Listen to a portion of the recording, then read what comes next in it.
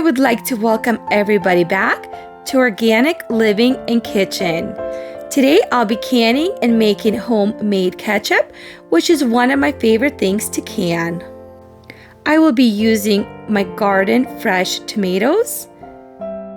It took me 2 years to perfect this recipe. The texture of my ketchup is going to be very smooth and the taste is going to be amazing. I will be using minimal amounts of ingredients. Also, all my ingredients are going to be natural and organic. I want to say a big thank you to everyone who's been watching my videos, who's been sharing them, commenting on them. We've had a lot of new subscribers. I want to say thank you, and if you're new, please don't forget to like and subscribe if you do like my videos. Also, a friendly reminder, don't forget to share the videos with your family, your friends, neighbors, and anybody you know who might benefit from these videos. Also, don't forget to leave a comment below the video. I love reading your comments and answering the questions. Below the video, I will also leave a detailed description on all the ingredients and everything you need to know how to can homemade ketchup. For this recipe, I will be using 10 pounds of garden fresh tomatoes. My tomatoes have been washed, they've been rinsed, I've also cut them up, and I removed the back ends of my tomatoes.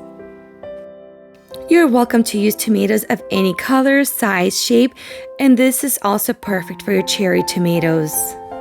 I placed my tomatoes in a pot because I'll be baking them in the oven. Most ketchup recipes will require powdered garlic and powdered onion. To enhance the flavor of our ketchup and to make it taste so much better, we're going to add fresh garlic and we're going to slice up 1 large fresh onion or 2 medium-sized onions. Again, we're using only fresh ingredients. I will place my lid and I will place my pot into the oven at 350 degrees Fahrenheit for 2.5 to 3 hours and let the tomatoes cook.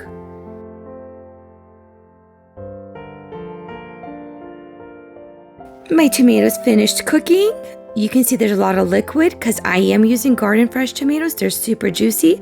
I will drain excessive liquid into a separate bowl.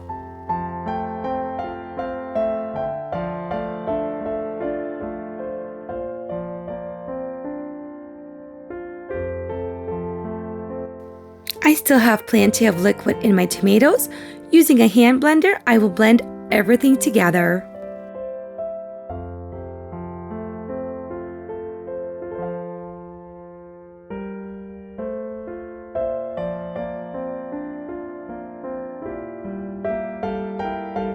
I will be using a strainer to remove all the seeds and skins from my tomatoes.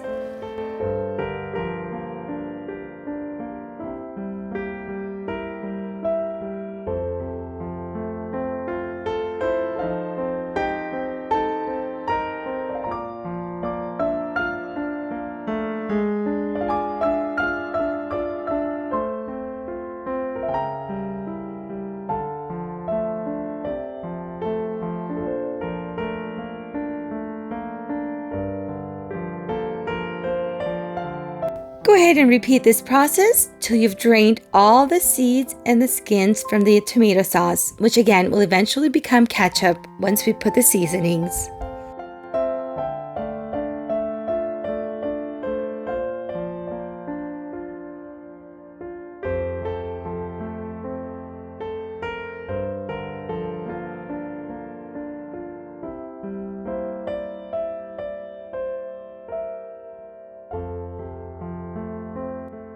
Once you're done straining your tomatoes, go ahead and place it onto a cooking stove. Remove the lid and start stirring every 3 to 5 minutes. We want the ketchup to start thickening up. In about 15 minutes, we're going to start adding our ingredients to go from tomato sauce to ketchup. Here I have 1¼ cup of organic brown sugar,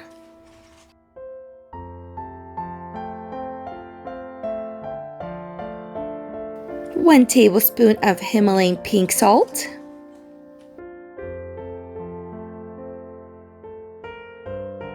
2 to 3 teaspoons of chili powder,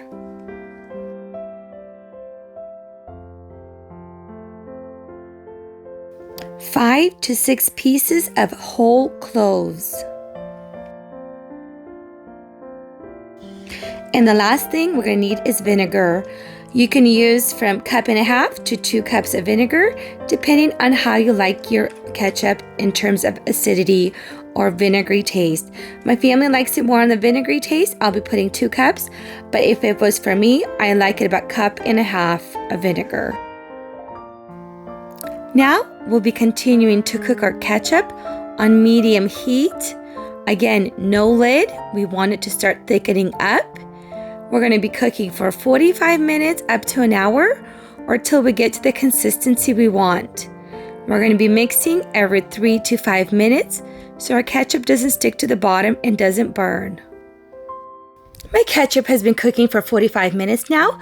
We'll do something called a plate test. We'll pour some ketchup on the plate.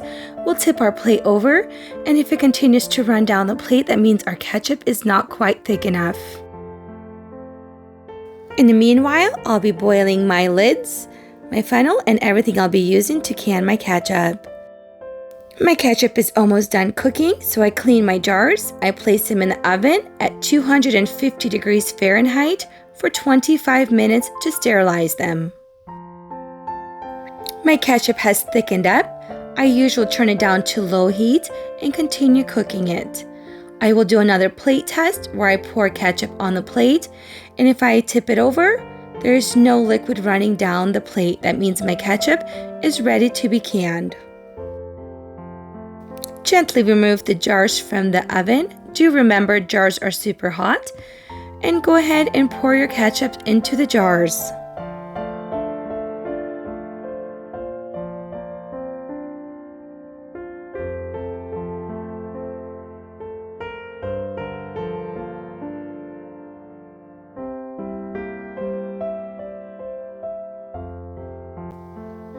The next thing we're going to do, we're going to place lids over the jars of our ketchup.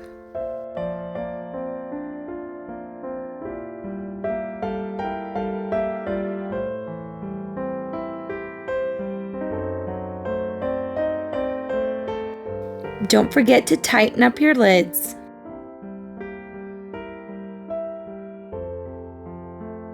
I normally don't do water baths for my canning, but there's been people who are concerned about their sterile technique. If you are concerned, let's go ahead and do something called water bath.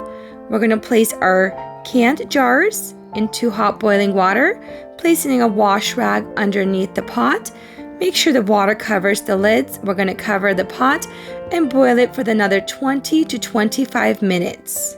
25 minutes have passed. I will remove my jars from my pot, place them upside down, and cover them and let them cool for 24 hours. Now my ketchup is well preserved. It's ready to be eaten any time of the year. And again, I love my ketchup with nice, fresh, hot French fries. Your ketchup is going to have a perfect amount of sweetness with a little bit of vinegary taste at the end.